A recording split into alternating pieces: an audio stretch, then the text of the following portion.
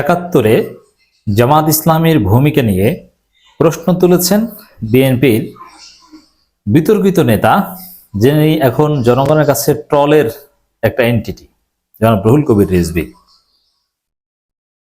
রিজভীর লজ্জা শরম হয় নাই, জনগণের কাছ থেকে যে ধোলাই খেয়েছে এতে তার কোনো অনুভূতি আমরা দেখছি না। পেপার পত্রিকা ঠিকমতো পড়েন কিনা, সোশ্যাল মিডিয়া অ্যাকাউন্ট আছে কিনা সন্দেহ আছে। নইলে একটু জামাতের বিরুদ্ধে বলা থেকে এখন বিরত থাকতেন, কারণ জামাত ইসলামী ব্যাংকগুলো দখল করেছে, এই করেছে সেই করেছে, এগুলো বলে বিএনপির একজন লোকও তার পক্ষে দাঁড়ায়নি। জনগণ তাকে ল্যাংটা করে দিয়েছে। সে রুহুল কবির রিজভী প্রশ্ন তুলেছেন, গণমাধ্যমের খবর, একাত্তরে জামাতের ভূমিকা কি ছিল? প্রশ্ন রিজভীর। ঠিক আছে, আমি রিজভীকে একটু জবাব দেব, একাত্তরে জামাতের ভূমিকা কি ছিল। এবং একই সাথে বলছেন যে জামাত নিজেদের একমাত্র দেশপ্রেমিক বললে মানুষ হাসবে, এটারও জবাব দেব। একাত্তরে জামাতের ভূমিকা কি ছিল, এই প্রশ্ন উত্তর দেওয়ার আগে আমরা বিএনপিকে প্রশ্ন করতে চাই, একাত্তরে জামাতের ভূমিকা কি ছিল এই প্রশ্ন জিয়াউর রহমান করেছে কিনা, খালেদা জিয়া করেছিল কিনা, আর একাত্তরে জামাতের সেই নেতিবাচক ভূমিকায় যারা ছিল, আলবদর বাহিনীর প্রধান বা এই সব পোস্ট পজিশনে যারা ছিল, তাদেরকে কেন খালেদা জিয়া মন্ত্রী বানিয়েছিল? তখন এই প্রশ্ন কেন করেনি যে আপনাদেরকে মন্ত্রী বানাবো, আপনাদের সাথে জোট নিব, আপনাদের সমর্থন নিয়ে 91-তে সরকার গঠন করলাম, আপনাদের কারণেই 2001 সালে ক্ষমতায় আসতে পেরেছি, নইলে বিএনপি কোনোদিন ক্ষমতায় আসতে পারতো না। তখন এই প্রশ্ন আপনারা করেছিলেন কিনা বা কেন করেননি? এইখানেই বিএনপির ধান্দাবাজি লুকায়িত। এর মানে 71 নিয়ে বিএনপি এখন ব্যবসা করছে। জামাত ইসলামীকে, আওয়ামী লীগও করেছে, জামাত ইসলামীকে প্রয়োজন হয়েছে, 1991 সালে জামাতের সমর্থন নিয়ে ক্ষমতায় এসেছে, সরকার গঠন করেছে, 2001 সালে জোট করেছে, মন্ত্রী পরিষদ চালিয়েছে, দীর্ঘদিন একসাথে আন্দোলন করেছে, সব ঠিক ছিল। জামাত ভালো, দেশপ্রেমিক, ভারতের আধিপত্যবাদের বিরুদ্ধে শক্তি, আমিরে জামাত বলে, সব ঠিক। নিজামী, মুজাহিদ, দেশপ্রেমিক, তাদের মতো ভালো লোক হয় না, সব ঠিক ছিল। কিন্তু যখনই বিএনপি ভারতের খপ্পরে পড়েছে, তখনই রুহুল কবির রিজভী 71-এ জামাতের ভূমিকা নিয়ে প্রশ্ন তুলছেন।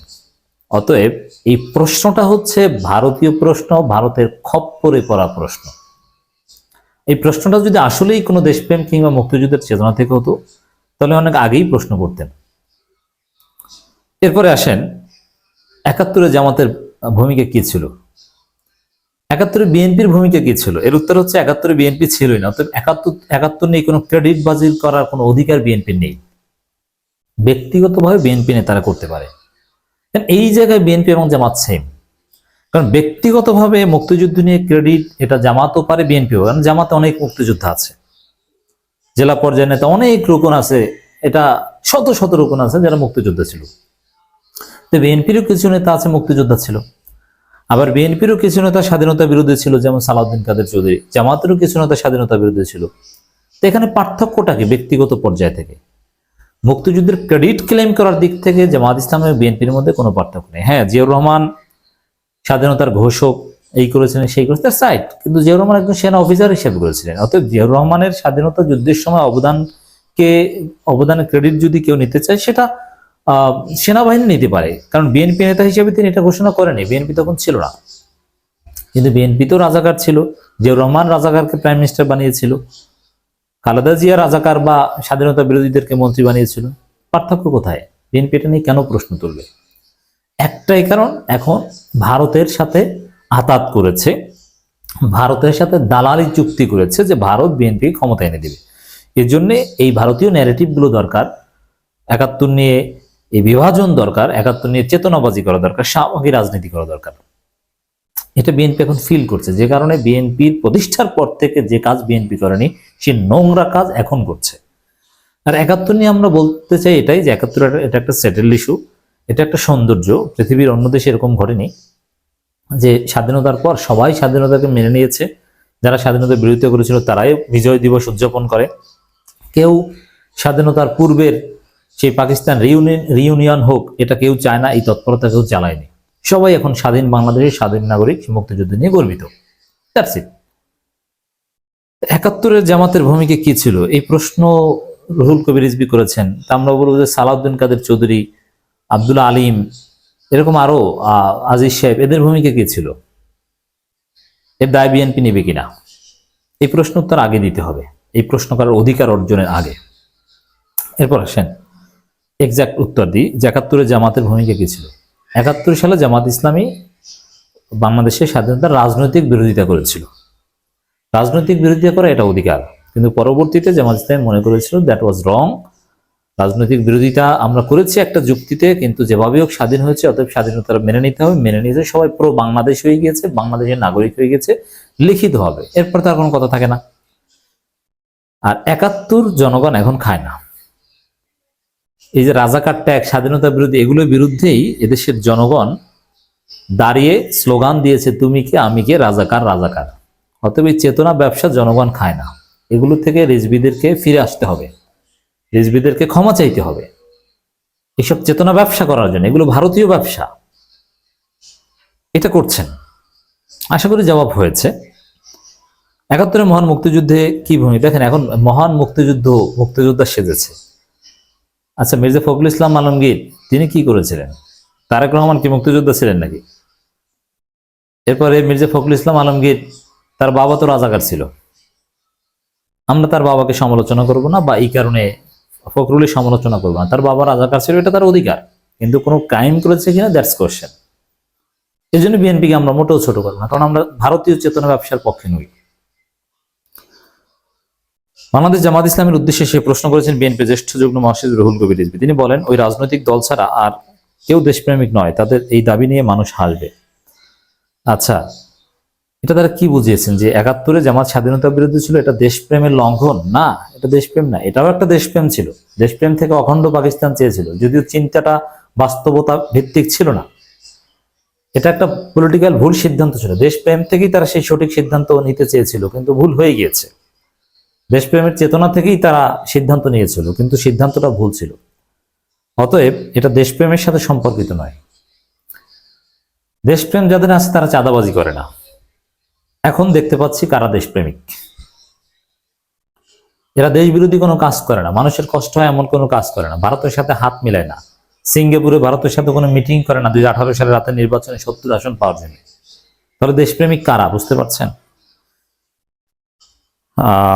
রুহুল কবির রিজভী বলেন, জনগণ যখন অত্যাচারিত হয়েছে সেনাবাহিনী তখন জনগণের পক্ষে অবস্থান নিয়েছে। 24-এর গণঅভ্যুত্থানে সেনাবাহিনী একটি উজ্জ্বল ভূমিকা রেখেছে। আমি সেই রাজনৈতিক দলকে বলতে চাই, ইসলামপন্থী যে রাজনৈতিক দল, আপনাদের ৭১-এর ভূমিকা কি ছিল? আপনারা কোন সেক্টরে যুদ্ধ করেছেন?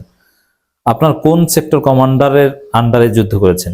বাংলাদেশে কেউ দেশপ্রেমিক নেই, শুধু একটি রাজনৈতিক দল দেশপ্রেমিক। এই ধারণা দিলে মানুষ হাসবে, মানুষ হাসি ছাড়া আর কিছু দেবে না। দেখেন, জামাত এবং সেনাবাহিনী পরীক্ষিত দেশপ্রেমিক, এটা ৭১ সেন্সে আমিরে জামাত বলেননি। অতএব আপনি ৭১-এ টেনে নিয়ে গেছেন কেন? আপনি ব্যবসা করেন, আপনি চেতনাবাজি, আপনি শাহবাগী বলে আপনি সেই জায়গায় টেনে নিয়েছেন। নইলে আমিরে জামাত যে বলেছিল যে সেনাবাহিনী এবং জামাত ইসলামী দেশপ্রেমিক, এটা ওই সেন্সে ৭১ সেন্সে বলেন। এটা বলেছে যে সেনাবাহিনী দুর্নীতি করে না, মানুষের পক্ষে দাঁড়ায়, দেশের ক্রান্তিকালে মানুষের অধিকারের পক্ষে দাঁড়ায়, এটা বিদেশি শক্তির সাথে নিজেদেরকে বিক্রি করে দেয় না। এই অর্থে বিদেশি শক্তির কাছে নিজেদেরকে বিক্রি করে না, এই অর্থে দেশপ্রেমিক। সেই অর্থে তো আসলে ভারত তো বাংলাদেশকে, আওয়ামী লীগ তো ভারতের কাছে বাংলাদেশকে বিক্রি করে দিয়েছে। বিএনপি এখন ভারতের সাথে হাত মিলিয়েছে, ভারতের সাথে গোপন চুক্তি করেছিল 18 সালের নির্বাচনে, ডক্টর কামালের পিঠে সওয়ার করতে চেয়েছিল। অতএব বিএনপি দেশপ্রেমিক নয়। আর যারা দেশপ্রেমিক তারা কি চাঁদাবাজি করে? তারা কি মানুষ হত্যা করে? তারা এক নেতা আরেক নেতাকে হত্যা করে না। অতএব সেই সব বিবেচনায় জামাত ইসলামীকে যেহেতু বিদেশের কেউ কিনতে পারে না, কোনো বিদেশি শক্তির দালাল নয়, এই সেন্সে দেশপ্রেমিক। অতএব এটাকে অপব্যাখ্যা করছেন রুহুল কবির রিজভীরা। স্বাধীনতার ঘোষক জিয়াউর রহমান উল্লেখ করে বিএনপির নেতা বলেন, স্বাধীনতার ঘোষণা দিয়েই কেবল ক্ষান্ত হননি, জিয়াউর রহমান লড়াই করেছেন পাকিস্তানি কর্নেল আঞ্জু হত্যা। যদিও এটা নিয়েও প্রশ্ন আছে যে জিয়াউর রহমান যখন ভারতের আধিপত্যবাদ বুঝতে পারেন তখন নাকি শেষের দিকে আর পাকিস্তানের বিরুদ্ধে একটা গুলিও করেননি, এই জন্য পাকিস্তানের চর বলতো আওয়ামী লীগ নেতারা। এই সমালোচনা জিয়াউর রহমানের বিরুদ্ধে আছে, আমরা জানি না, এটা ইতিহাসে নির্মম পর্যালোচনা হওয়া দরকার যে শেষের দিকে পাকিস্তানিদের বিরুদ্ধে গুলি করেননি জিয়াউর রহমান, বা পাকিস্তান আলাদা না হোক এটা চাননি। এই প্রশ্ন কিন্তু অনেকে করছে, এটা আমরা একেবারে অস্বীকার করব না। হতে পারে, এটা কৌশল হতেই পারে। দেশের অনেক রাজনীতিবিদ তো পাকিস্তান আলাদা হোক চাননি, জিয়াউর রহমানের শেষে এই ধরনের ধারণা পোষণ করতে পারেন। আর জামায়াতের লোকজন কোন সেক্টরে যুদ্ধ করেছে? জামাতের অনেক মুক্তিযোদ্ধা বিভিন্ন সেক্টরে যুদ্ধ করেছে।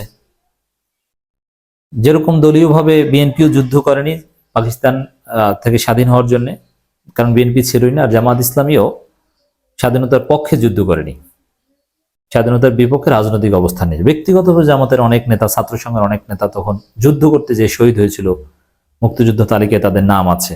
আবার অনেকে স্বাধীনতার বিরোধিতা করেছিল। আশা করি জামাতের ভূমিকা কি, রুহুল কবির রিজভী কার বুদ্ধিতে, কার ফাঁদে পড়ে এই ধরনের কথাবার্তা বলছেন, একটা জবাব হয়েছে।